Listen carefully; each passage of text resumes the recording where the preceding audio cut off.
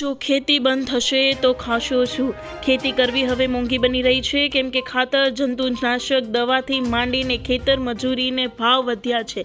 તેમાંય અથાગ મહેનત કર્યા પછી જો ભારે વરસાદ થાય, વાવાઝોડું આવે તો પાકને નુકસાન થાય. ખેડૂતોની માંગ છતાંય હજુય પાક ઉત્પાદનને પૂરતા ભાવ મળતા નથી. આ સંજોગોમાં ખેતી બચાવવા ખેડૂતો અથાગ પ્રયાસો કરી રહ્યા છે. ગુજરાતના પ્રત્યેક ખેડૂતોને માથે 56,000નું દેવું છે. દરમિયાન ચૂંટણી વખતે ભાજપે મોટા ઉપાડે એવો ઢાંઢેરો પીટ્યો હતો કે ખેડૂતોની આવક બમણી થઈ જશે. આવક તો બમણી થઈ નહીં, બલકે આર્થિક નુકસાન ન પોસાતા ઘણા ખેડૂતો હવે ખેતી છોડી અન્ય વ્યવસાય કરવા મજબૂર બન્યા છે. ખેડૂતો ખેતીને જમીન વેચવા માંડ્યા છે. કેન્દ્ર સરકારે રિપોર્ટ મુજબ ગુજરાતના પ્રત્યેક ખેડૂતના માથે 56,000નું દેવું છે. રાજ્યના 55 લાખ ખેડૂતોએ બેંકથી લોન લીધેલી છે. ખરાબ રસ્તાનો ટોલ આવશે મોટો નિર્ણય. ખરાબ રાષ્ટ્રીય ધોરીમાર્ગો પર ટોલ વસૂલાતથી નારાજગી વચ્ચે સડક પરિવહન મંત્રાલયે કાયમી ઉકેલ માટે એક નિષ્ણાત સમિતિ બનાવી છે.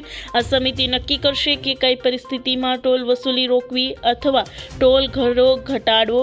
સમિતિ એકરૂપે નિયમ બનાવવા માટે રસ્તાની ગુણવત્તા, ખાડાઓની સંખ્યા અને મુસાફિરના સમય જેવા માપદંડોને પર રિપોર્ટ તૈયાર કરશે અને 1 મહિનામાં રિપોર્ટ આપી દેવામાં આવશે.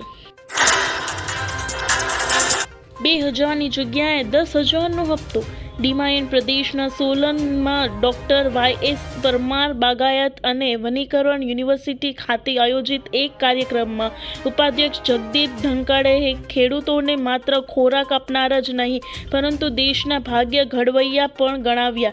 તેમણે કહ્યું કે વિકસિત ભારતનો માર્ગ ખેતરમાંથી પસાર થશે અને આ ત્યારે જ શક્ય બની શકે છે જ્યારે આપણા ખેડૂતને સંપૂર્ણ ટેકો આપીએ. તેમણે પ્રધાનમંત્રી કિસાન સન્માન નિધિ યોજનાનો વધારો કરવાની જરૂરિયાત પણ ભાર મૂકતા કહ્યું કે હાલમાં આપવાની આવતી 6,000ની રકમ ફુગાવા અનુસાર વધવી જોઈએ. તેમણે સૂચન કર્યું કે જો આ સહાય સૌથી ખેડૂત પરિવારોને આપવામાં આવે તો તેનો ઘણો ફાયદો થશે.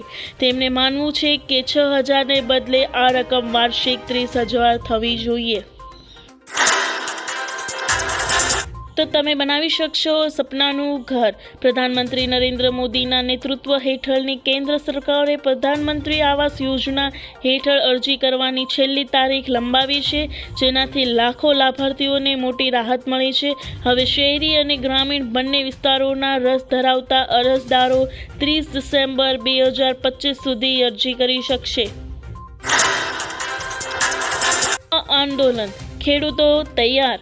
સરકારને એમ હતું કે અલ્ટિમેટ આપીને આ કરીશું લેશે, પરંતુ હવે આંદોલન મહાઆંદોલન થશે.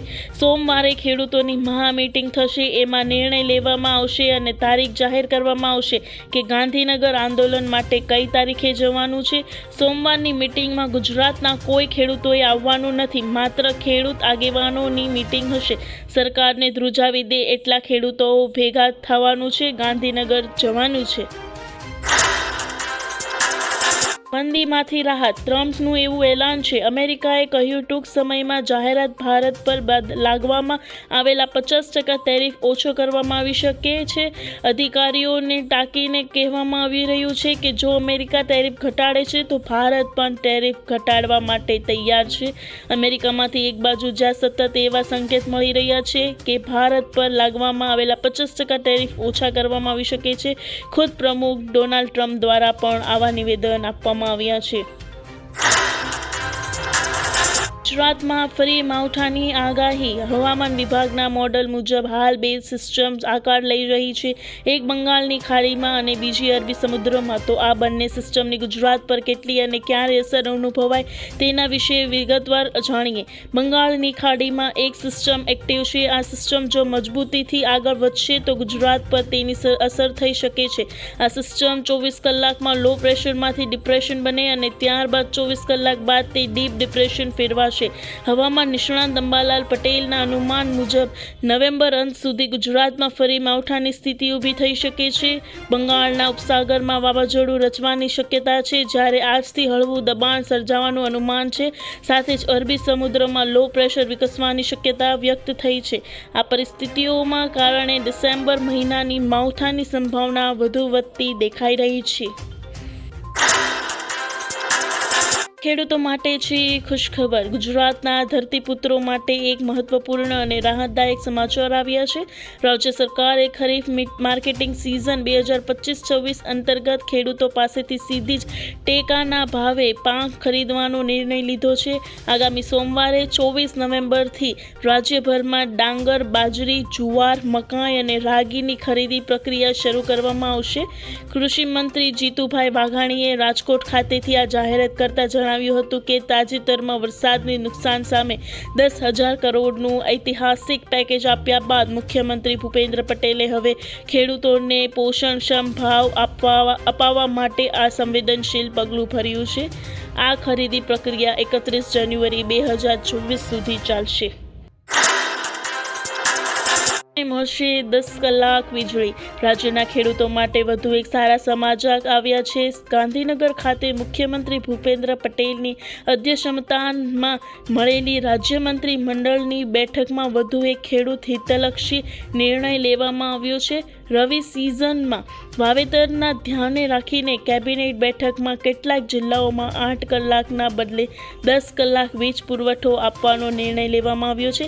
જીરાના વાવેતરવાળા વિસ્તારોમાં ખેડૂતોને પિયત માટે 20 નવેમ્બર 2025થી જ ખેતીવાડી ફિકરોમાં 8 કલાકના બદલે 10 કલાક વીજ પુરવઠો આપવાનો નિર્ણય લેવામાં આવ્યો છે. ખેડૂતોને 500માં કીટ મળશે. ગુજરાત સરકારના આદાજીત વિકાસ વિભાગ દ્વારા રવિ સિઝનમાં કૃષિ વૈવિધ્યીકરણ પ્રોજેક્ટ હેઠળ આદિજાતિ ખેડૂતોને અદ્ભુત સહાય મળી રહી છે. માત્ર 500 રૂપિયામાં ખેડૂતોને એક સંપૂર્ણ ખાતર બિયારણ કીટ આપવામાં આવી રહી છે, જેની બજાર કિંમત આશરે 5,000 રૂપિયા જેટલી થાય છે. આદાજીતી ખેડૂતો માટે સરકારની મોટી ભેટ. માત્ર 500માં 5,000ની કીટ મળતા છોટા ઉદેપુરના ખેડૂતો લાભ મેળવી ખુશી વ્યક્ત કરી છે. ગર્ભવતી મહિલાઓને મળશે પૂરા 11,000ની સહાય. જો તમારે પરિવારમાં કોઈ મહિલા ગર્ભવતી છે અને તમે હજુ સુધી કેન્દ્ર સરકારની આ કલ્યાણકારી યોજનાની અજાણ છો, તો તમે મોટી આર્થિક મદદ ગુમાવી શકો છો. પ્રધાનમંત્રી નરેન્દ્ર મોદીની સરકાર દ્વારા ચલાવવામાં આવતી પ્રધાનમંત્રી માતૃવંદના યોજના દેશની લાખો મહિલાઓ માટે આશીર્વાદ સમાન સાબિત થઈ છે. આ યોજના અંતર્ગત ગર્ભાવસ્થા અને પ્રસૂતિ દરમિયાન મહિલાઓને પૂરતું પોષણ અને આરામ મળી રહે તે હેતુથી સરકાર કુલ 11,000 સુધીની રકમ સીધી તેમના બેંક ખાતામાં ટ્રાન્સફર કરે છે. આજથી નવો લેબર કોડ લાગુ. આજથી દેશભર સાથે ગુજરાતમાં નવો લેબર કોડ લાગુ થયો. મનસુખ માંડવિયાએ કરી જાહેરાત. આનાથી બધા કામદારો માટે સમયસર લઘુત્તમ વેતનની ગેરંટી મળશે. યુવાનોને ગેરંટીકૃત નિમણૂક પાત્રો મળશે. મહિલાઓને સમાન પગાર અને સન્માન મળશે. આનાથી 400 મિલિયન કામદારો માટે સામાજિક સુરક્ષાની ગેરંટી મળશે. કર્મચારીઓને 1 વર્ષ રોજગાર પછી પણ ગ્રેચ્યુઇટી મેળવવા માટે હકદાર રહેશે. 40 વર્ષથી વધુ ઉંમરના કામદારોને મફત વાર્ષિક આરોગ્ય તપાસ મળશે. ઓવરટાઈમ કામ માટે બમણા વેતનની જોગવાઈ છે. એવા ક્ષેત્રમાં કામ કરતા કામદારોને 100% આરોગ્ય સુરક્ષા મળશે જ્યાં કામ જોખમમાં હોય છે. બેઠા 5 મિનિટમાં ડ્રાઇવિંગ લાયસન્સ તમે કઢાવી શકો છો. તમે હવે ડ્રાઇવિંગ લાયસન્સ મેળવવાની પ્રક્રિયા સરળ બની ગઈ છે. પરિવહન પોર્ટલ પરથી ઘરે માત્ર 5 મિનિટમાં અરજી કરી શકો છો.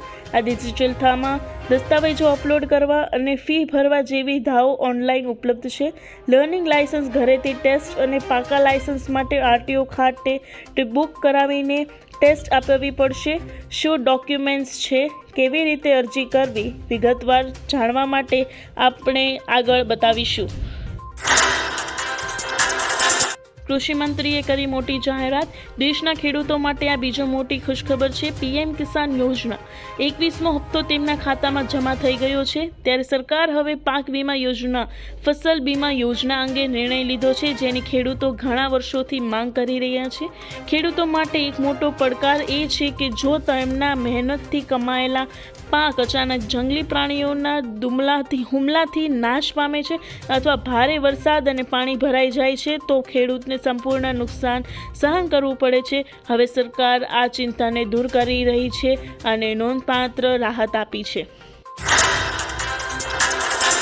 રેશન કાર્ડ ઉપર 2 લાખની લોન મળી શકે છે। દેશમાં કરોડો લોકો પાસે રાશન કાર્ડ છે અને મોદી સરકાર પણ અન્નપૂર્ણા યોજનાના હેઠળ લગભગ 80 કરોડ લોકોને મફત રાશન આપે છે।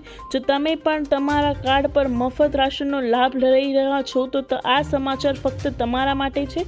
વાસ્તવમાં સરકાર માત્ર રેશન કાર્ડ પર અનાજ જ નહીં પરંતુ સસ્તા દરે લોન પણ આપે છે।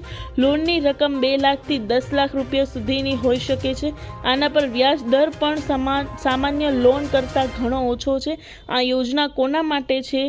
કરિયાણા સરકાર ખાસ કરીને અનુસૂચિત જાતિના BPL કાર્ડ ધારકો માટે આ યોજના શરૂ કરી છે। આ યોજના અનુસૂચિત જાતિ નાણાં અને વિકાસ નિગમ દ્વારા સ્વરોજગાર યોજના હેઠળ ચલાવવામાં આવી રહી છે।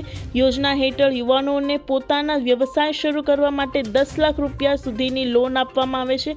તેના વ્યાજ પર રિબેટ પણ મળે છે, જેના કારણે અસરકારક વ્યાજ દર ઘટીને 4 થી 6% થઈ જાય છે।